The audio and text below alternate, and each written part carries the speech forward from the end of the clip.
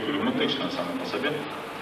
Але вивести популяцію практично немагчимо, тому що до цього часу нікому не вдавалося.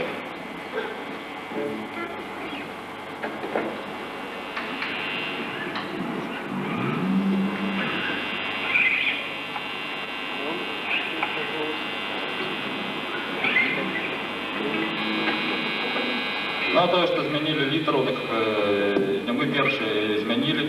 Перший змінив цю літеру «І» на літеру «Ей» Джон Леннон, як ви ведаєте, ми вирішили не порушати класичних традицій.